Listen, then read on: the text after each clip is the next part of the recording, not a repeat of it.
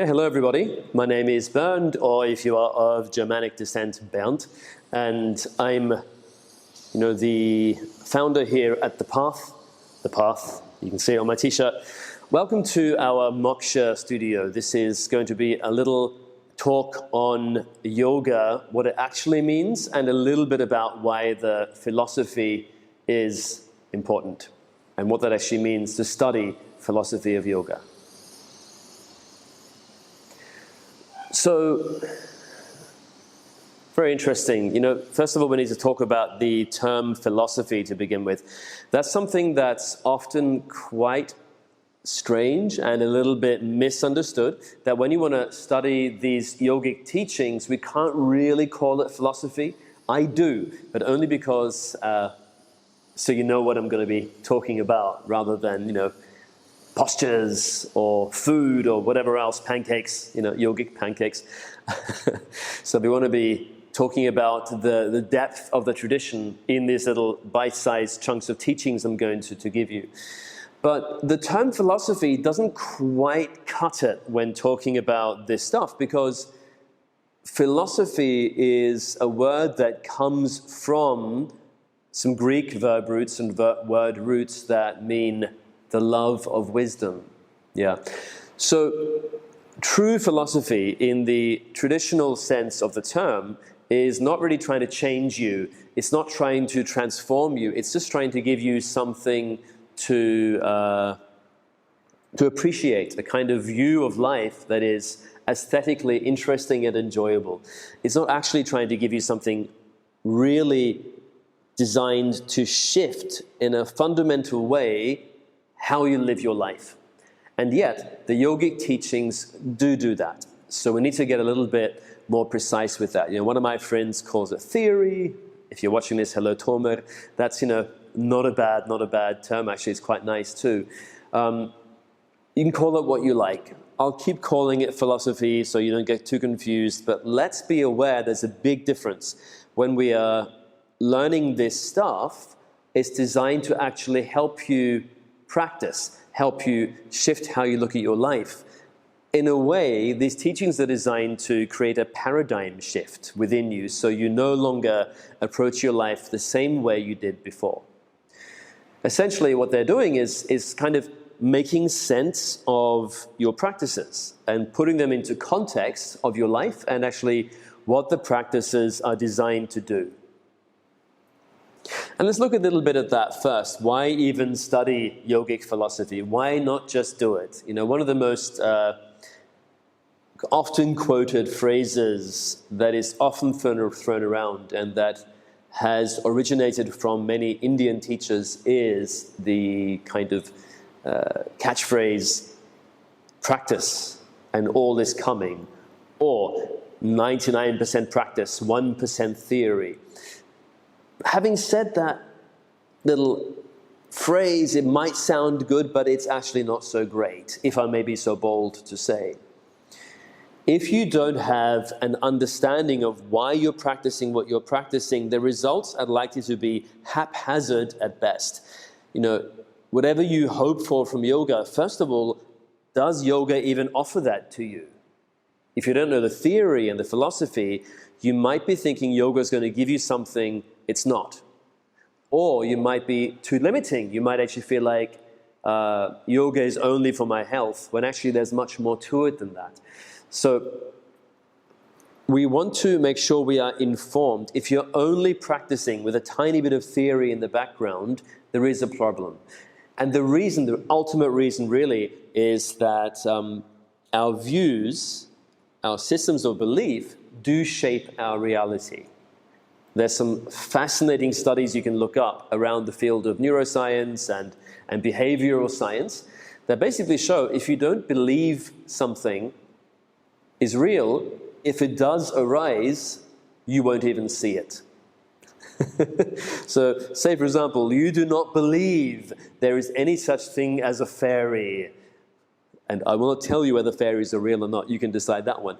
But you might believe there are no fairies. If a fairy literally walked across the room in front of you and shook its wand at you, you would not see it. Now, if you don't believe me, read some of these studies. If you look it up on Google, you find a lot there. You find various books you can look at. But essentially, belief systems structure our reality. What the study of the view of the so-called philosophy is about is trying to actually create a bigger framework for your life and trying to show you this is possible. You don't have to just become a healthy person. You can become an awakened person. You don't just have to rely on the outside world for happiness. You can become happy independent of your external situation, and so on. These are some of the views the yogic tradition offers us, which means it's really worth looking into. If we start to understand why these practices were created, if we start to realize what we can glean from them, we will find actually our whole process of living changes and opens out and opens up. We feel far less limited. Here's a lovely example of a bit of a yogic teaching. There's a really, really great text, one of my favorites, I might talk about it one day, called the Yoga Vasishtha. Now, Vasishtha was, some say still is, a sage, a rishi, who lived in India many thousands of years ago. He was really one of the most famous sages. He was one of the Saptarishi, which means the 7 great sages, 7 great wise yogis of ancient India. And in this text, which is really, I think, one of the great classics of the yogic tradition, he says at one point, to one of true self-effort, there is no destiny other than that which you create for yourself. I'll say that again. To one of true self-effort, there is no destiny other than that which you create for yourself. When you really think about it, it's giving us a very particular view of what's possible.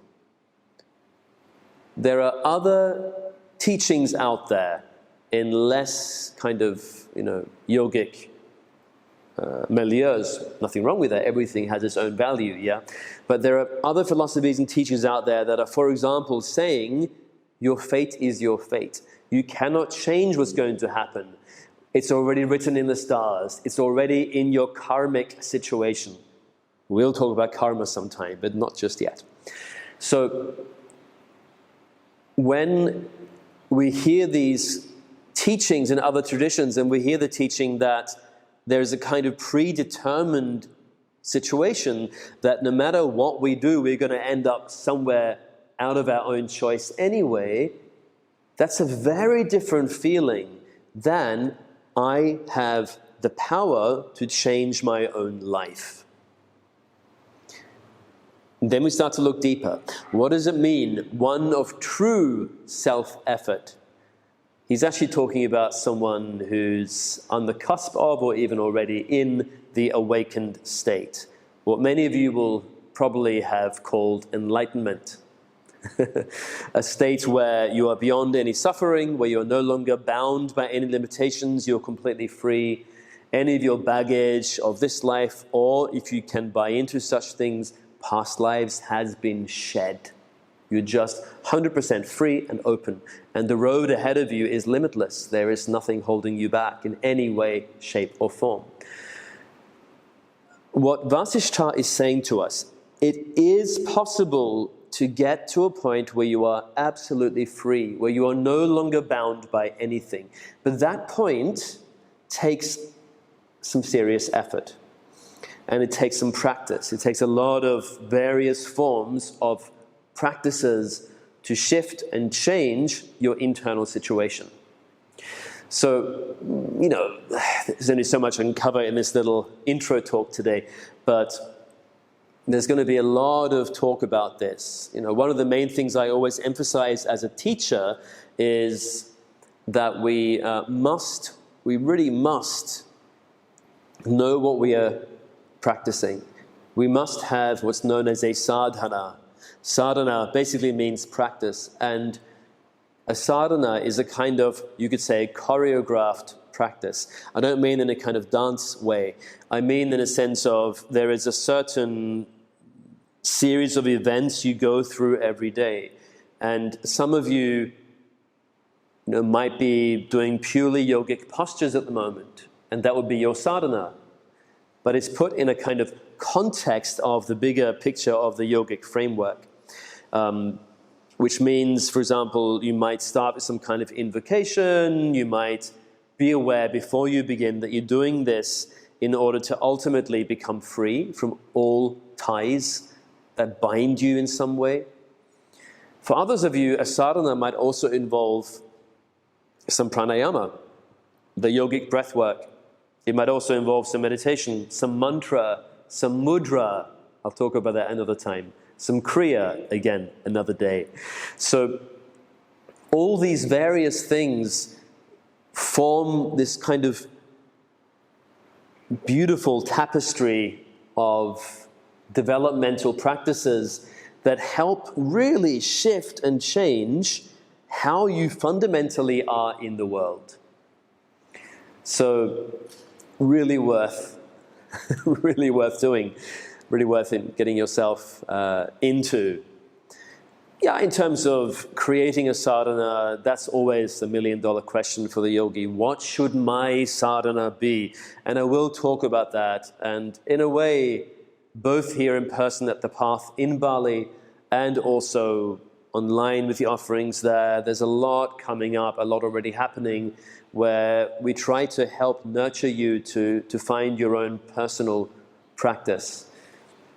I work quite a lot one-on-one with people to help them find this, and it's so beautiful to watch my students develop, to watch them go from often feeling quite stuck and kind of limited in their lives to a very different situation where they feel like life is open again. They feel like things are changing. They don't have the same reactions they used to.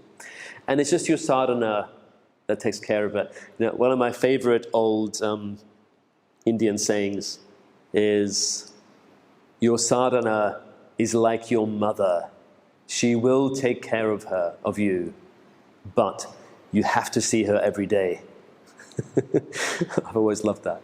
And your sadhana is like that. If you practice every day, if you engage with your practices, whatever that personally means for you each day, there is going to be development. There is going to be change. You are going to find yourself feeling a kind of momentum in your life, a momentum toward openness, toward love, toward wisdom, toward power. This is what the yogic tradition has to offer us, if we really do it properly. And to go back to what I was saying before, without the view, without the understanding of what's possible, nothing is possible. Even if you had this incredible experience, but you didn't understand it or weren't really able to place it in some way, it wouldn't be worth much. So the other thing I wanted to bring out a little bit today is the word yoga. Before I get on with that, one thing I will say right now before I move on to a fairly interesting topic. Be aware, it could well be that what I teach and what I say will, in some cases, make a lot of sense. In some cases, you will disagree with. I invite all of you, leave comments, reach out, and I will address and answer. And any big questions that come up, I will happily create a little talk on the subject. If it's a really big question, like please tell me every single Yoga Sutra line, then I might have to create a long series. But if it's a quick question like, but what about this? I will happily address it in this forum. So before I get into yoga, what I wanted to give a little bit, having given you that introduction, many of you have no idea who I am. What? How do you not know who I am? Well, of course you wouldn't. I'm not famous. I'm not some kind of, movie star or yogic rock star. I believe there are yogic rock stars now. I don't know. I wanted to share a little about who I am and what I teach, what I practice, and what inspires me. First of all, what inspires me is this work. In case it's not clear yet, in the last few minutes of me talking to you, I am incredibly passionate about the yogic tradition. And I'm interested in the yogic tradition in its completeness, not just a little modern version. You know, I'm not just interested in doing some nice looking postures. Those are fun, those are nice. And if it's your interest, no problem, no judgment from me at all. But it's nice to be aware there's a much bigger world out there. There's this vast ocean of technique and richness and exciting material that we can dive into, which will take you into very different waters than just taking little diluted versions we often get in the modern day. How I came to yoga was quite interesting. This is quite a while ago. I still remember beginning my practice on a daily basis in January 2001 with this wonderful teacher who's still teaching, Gregor Mele. And Gregor is really, as far as I'm concerned, one of the real lights in the world in terms of teachers and what he has to offer and the contribution he's making to everyone, and especially everyone practicing and engaged with these teachings. Highly recommended any of his books or attending any of his courses. He's great. He's still out there teaching. Now, I remember coming to the class because I had left behind martial arts that I was doing. What I loved about the martial art I was doing was the Taoist philosophy, was the meditation I was being trained in, as well as the very rigorous physicality of the training. What I didn't love so much was that in the same day, I broke someone's finger and made someone's testicles bleed. So I decided it was time to maybe find something a little bit less dangerous, both for them and for me, that was also covering the bases I was looking for, which were really a sense of somatic work, working with the body. Also, I was always, even back then, interested in something physical because I am not naturally someone who likes to work out. I find it very boring. And I loved the martial arts in that it was very interesting, and yet I got fit at the same time. So it was kind of like an added bonus. So I was looking for that, and I was looking for something that had richness and depth and really something profound. So I suddenly found this teacher, Gregor, in the same span of time, I think a week or two, in different parts of Australia where I was living at the time. Two totally different people recommended the same teacher to me, and they've even considered doing anything yogic, really. So I thought, well, two of you mentioned it, there must be something to this guy. Maybe this is even a sign. So off I went to see Gregor, and I was blown away from the very first session. It really had a vast impact on me from day one. I was extremely excited. We had these once-a-week classes, and I would go and practice at home every day the rest of the week what I'd learned that session. Because straight away I found, here is something I can really devote myself to. Now, that really grew. At the time, I was still a professional musician, and then I later on became an actor and a singer, worked in the UK, worked in Singapore and various other places. But through it all, this kind of yogic thing was just growing and growing and growing in me. And there came a point where one day I finally realized it was actually, here we go, the moment was very memorable. I was sitting in a dressing room playing Prince Charming in Cinderella, the Christmas pantomime in kind of an hour south of London, in a place called Bracknell. And I was sitting in the dressing room in the interval, and I heard my 5-minute call for the second act. And I remember being very irritated because I was just learning a particular line of Sanskrit from the Yoga Sutra's second chapter. And I suddenly thought, hang on, what am I doing? Why am I going on stage while really wanting to immerse myself in this other world of yoga? that was really the turning point. At that point, I'd been teaching already for years, but not really full-time yet. And from that point on, I made that shift. And that was around, I think, 2011 maybe? Talking more than 10 years ago. So that's when I shifted into a full-time teaching situation and full-time yogic situation. So it looks like I'm going to talk about yoga meaning actually in the next video, which I will. But what I wanted to talk a little bit about is just my own personal journey here. I will say that nothing has changed me or transformed me or in any way given me as much as these practices. I have been through, like all of us have, a lot of difficulties in my life. Everyone has. Who hasn't? I'm sure you have. And what these practices give me is tools that not only make them okay, but make them agents of transformation. It starts to feel like everything that is given to me in my life, whether it's a really painful situation, a wonderful situation, illness or financial problems or joy or an amazing, love relationship, whatever it is, it all starts to feel like it's exactly what I need. And there's a journey I'm going on now. And that journey has progressively deepened over the years that I've been doing this work. I can't recommend this work highly enough, and I'm really, really excited about sharing it with all of you. You'll hear a lot of personal stories. I like to share. I don't overshare, I don't think, but I like to share.